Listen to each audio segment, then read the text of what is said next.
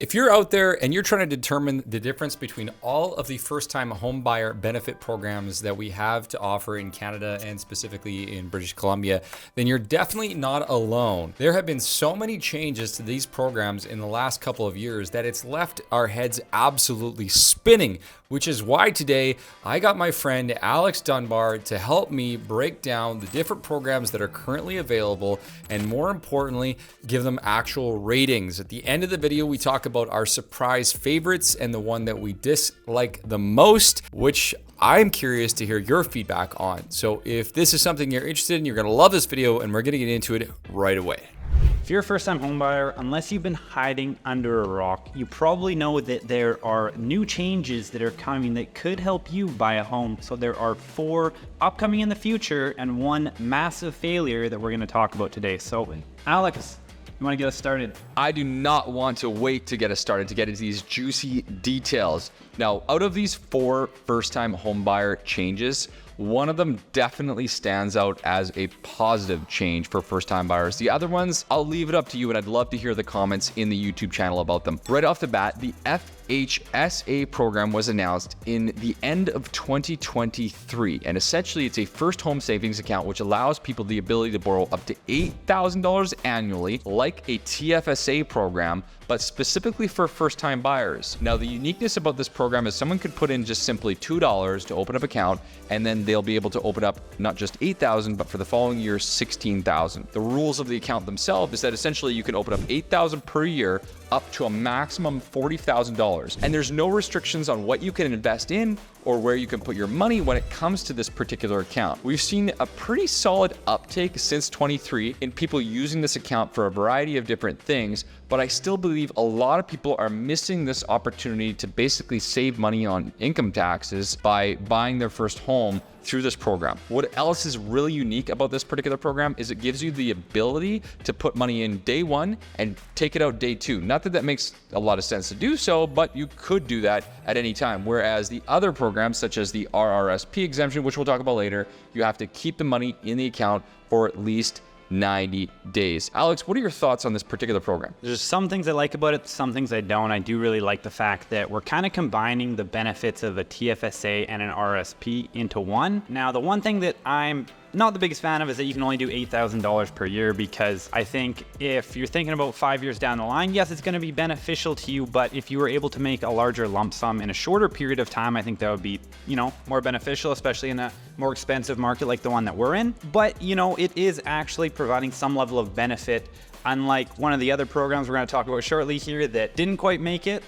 But outside of that, I think a lot of people just don't know about it or understand it, and they feel like, oh, I need the $8,000 right now to be able to put into the account. But as you touched on, all you got to do is get it started so that you can continue to have the ability to put more of that money in the future. And if you can build that into your plans for that purchase and add some of the other things we're going to talk about today, I think it can actually make a difference. Agreed, yes. And my big one change would be, why do $8,000 per year? Just go $40,000 right off the bat. That would make a massive difference for first-time buyers to transfer that money in there. And why make them wait? It doesn't make any sense, because who's saving for 5 years at this point right now? All right, let's get into number 2. Number 2, we're going to talk about the RRSP contribution program, which has essentially changed a little bit, or I guess a lot, from where it used to be. Same idea, but the contribution has now increased to $60,000, right?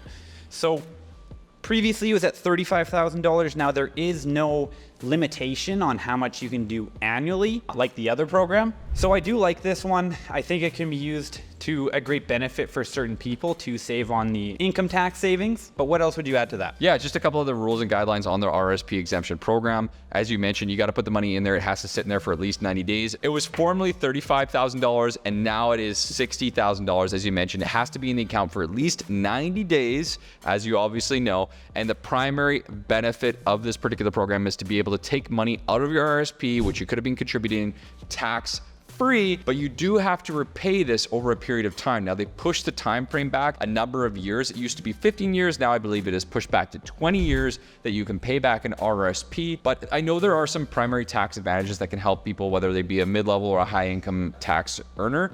And one of the key benefits that people should look out for is that a lot of employers have RRSP matching programs. And as long as it's not a locked-in RRSP, you can actually use that to your benefit. So I suggest employees consider exploring matching as much as you can to take advantage of that particular benefit in this program. And moving on to the third major change is the increase in property transfer tax exemption for first-time homebuyers. Was previously $500,000 for a full exemption, $525,000 on the purchase price. Anything in between that would be a sliding scale. Now it has moved up to $835,000.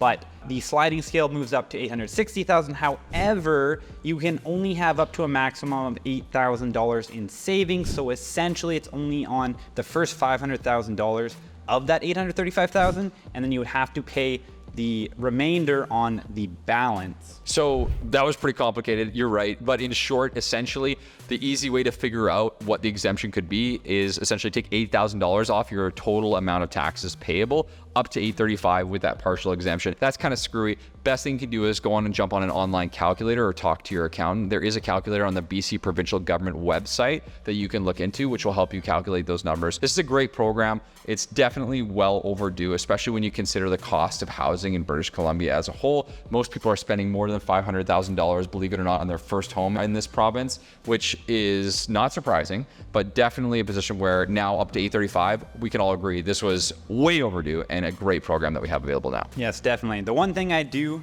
have a question about is why it was $835,000? I'm just really curious how they came up with that number, why it wasn't $1 million, why it wasn't something less. I am just honestly genuinely curious as to if there was some sort of thought process or theory behind that. Doesn't matter. It's doing a great job at least. Happy it's finally here, even though I think it should have been a long time ago, as you mentioned. But Agreed. Hey, got to take what we can from the government. Yeah, I fully agree. Why does it matter how much they're at? First-time buyers should get the same benefit, but it is what it is. Let's move on to the last first-time buyer benefit, and one that was recently announced, and it actually, depending on when you're watching this video, may or may not be available. This is the new 30-year amortizations that are available for first-time buyers that are buying with less than 20% down. Now, let's explain this really quickly. If you don't already know, you could always do a 30-year amortization if you put 20% down, regardless of whether or not you're a first-time buyer, a second-time buyer, a third-time buyer, or anything of that nature. And there's a lot of confusion around that because it seems like a lot of people think you can only do 25 years. Anyways, 30 years for new home buyers under 20% down, so an insured mortgage, which means the purchase price has to be under $1 million and you got to be living in the property. But here's the kicker. It's only available for new homes. That's right. You have to buy a new build property to get this 30-year amortization. Now, I'm not going to get into the whether or not this is right or wrong this second, because I'm going to love to hear what you have to say, but I'll talk about specifically whether or not I think this is good or bad afterwards. What are your thoughts?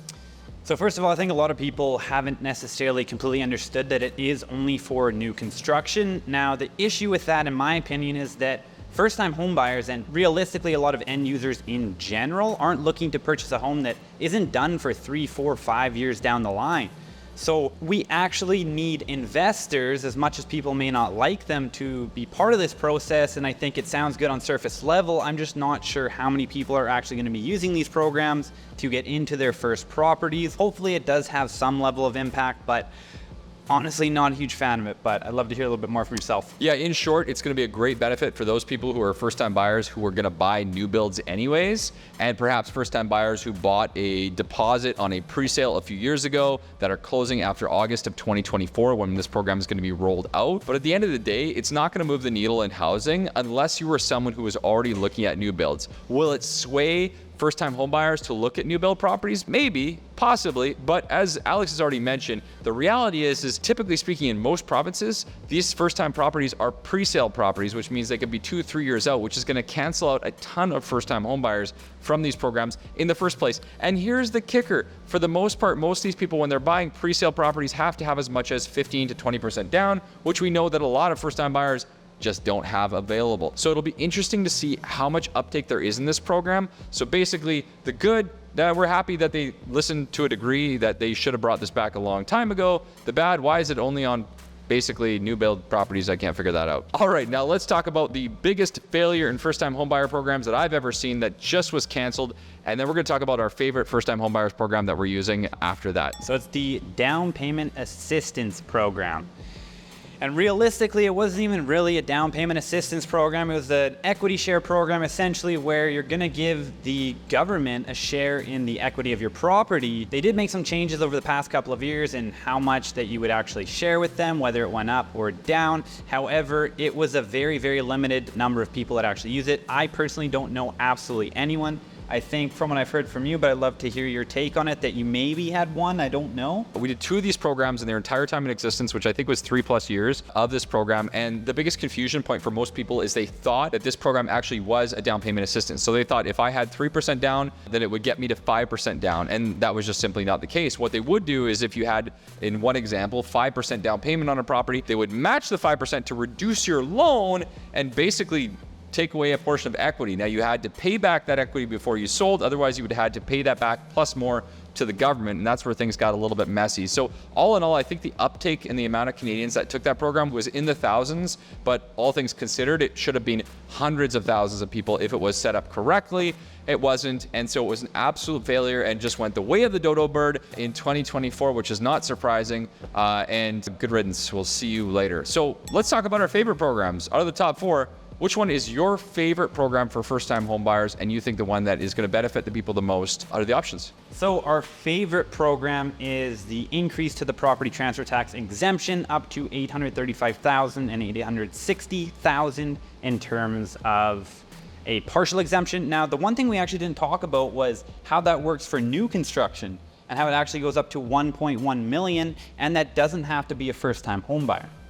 Yeah, that's a good point. So essentially, anybody buying new construction in British Columbia, if you're buying a new build property and you qualify, the purchase price can be up to $1.1 million, waive the portion of the taxes that we discussed before, which is obviously a massive consideration because it used to be up to $750,000. So that's a huge bump up in terms of transfer tax exemptions for new build properties. And I think that will obviously potentially move the needle in some areas. That being said, so your favorite is the PTT exemption. Yes. And all forms of that. I would agree. I think if you're in British Columbia, obviously the PTT exemption is the #1 benefit for first-time buyers. If we're thinking nationally speaking, obviously the RRSP benefit program has always had its merits, but the increase from $35,000 to $60,000 won't even move the needle. The average Canadian at the age that they buy their first home, which is in their 30s, believe it or not, typically has about $15,000 of RRSPs in their accounts, which is nowhere near the $35,000. So the 35 to 60 is probably more of a political ploy and isn't really going to have any major impact on the markets, in my opinion. I think the reality is the FHSA is probably the most usable program, all things considered. It's not amazing, but it also is generally easy to use. $8,000 per year is a little bit light,